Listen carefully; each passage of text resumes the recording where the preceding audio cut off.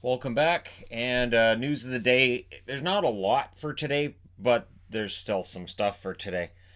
Jake Muzzin. So, Leaf fans, have you heard? You've probably already heard, right? He's got a broken hand and he's out 4 weeks, because of course he is. Uh, the Leafs are quickly moving up the charts in terms of teams that have had really bad luck with injuries this year. I debated that a few weeks ago. I think I'm past the point of that debate.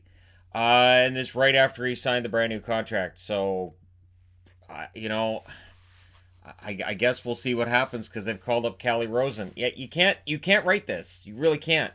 And yet it's kind of sort of predictable at the same time. So we'll see if Callie Rosen gets into action or what they do here. But that blue line not fixed, and Leaf fans are going to be upset about this. And if things fall apart down the stretch, uh, definitely some questions will be asked of Kyle Dubas. When you look around the league and you look at the teams who've had issues with injuries, there's a big difference between the ones that have been able to weather those injuries and the ones that haven't. And the ones that haven't, it's depth. And so when I see somebody say, "Well, my this team lost, but yeah, they're just it's injuries," and there's a depth issue then. I think we've seen with Columbus this year is a good example of how they have great depth.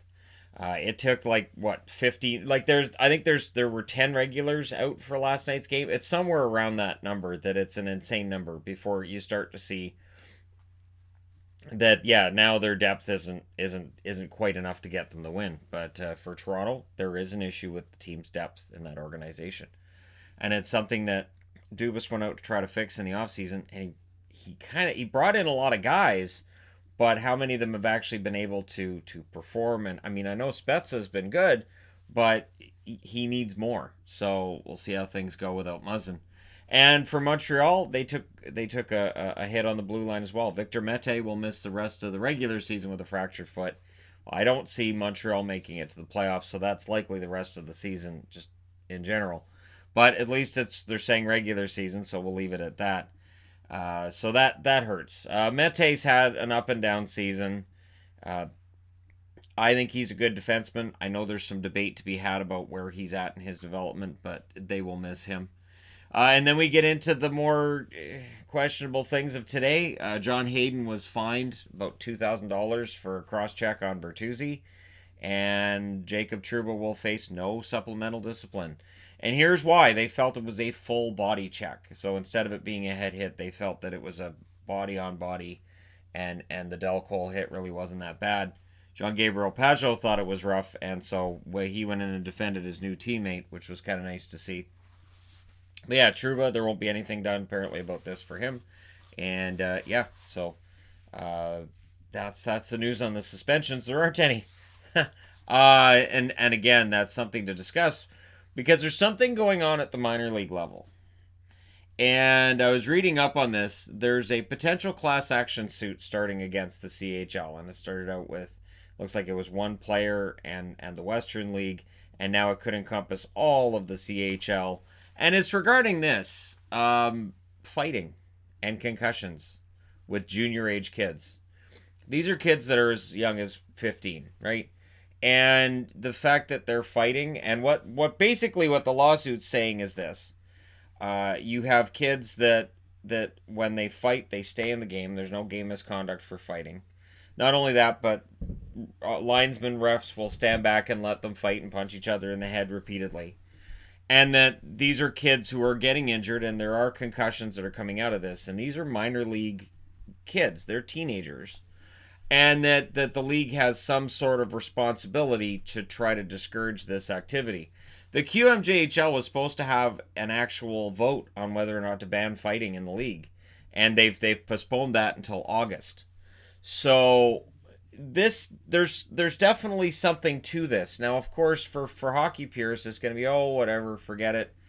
But if you're a fourth line fighter in a Western Hockey League city, whether it's Kamloops, Kelowna, wherever, and if you don't have any NHL upside, you're playing for the love of the game, you don't have NHL upside, there is something to be said for a league needing to protect teenagers.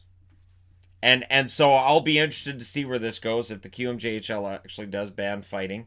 And then here's the thing too, because here's what people are going to go nuts about. If they're not fighting in juniors, what happens when they turn pro? Right. And that's where things get tricky. That's where the NHL is in a lurch. So the NHL should have their eye on this, on what happens here. Because if the CHL says, that's it, no more fighting. So if you fight, you have a game misconduct. And it'll make guys think twice about fighting.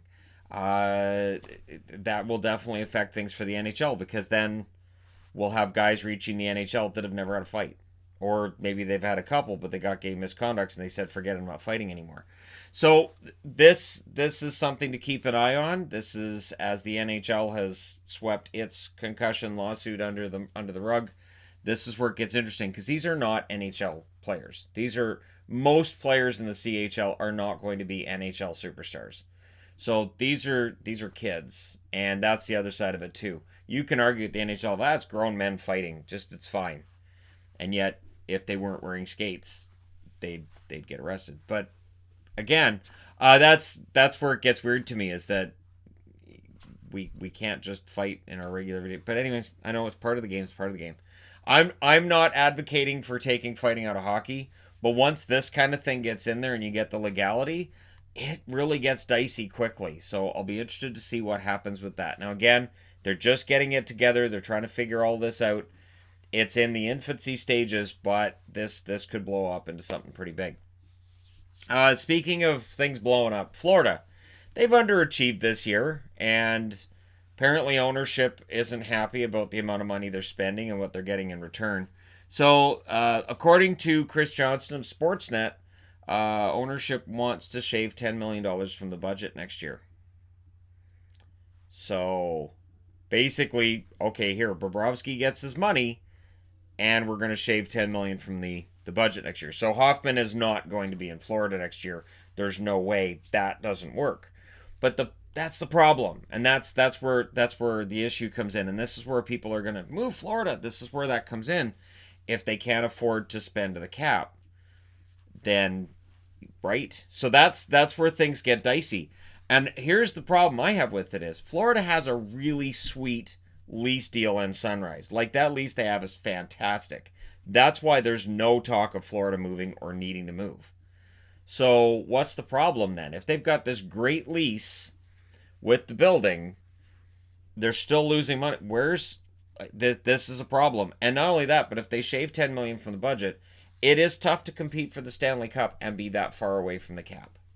So Florida goes all in last summer, and a year later, there might be another course correction. So we'll see what Florida does. We'll see if they're better with cheaper talent or if things fall off the rails. It'll be interesting to see what happens. Let me know what you guys think in the comment section below, as I know people will, especially regarding class action with fighting. But it's going to be interesting because these are not National Hockey League players. Most of the kids involved in this will never see a game in the National Hockey League. So, they won't make money for doing this, and they're out getting concussions. And so this is a league, of course, that there's been lawsuits regarding a minimum wage and paying these kids.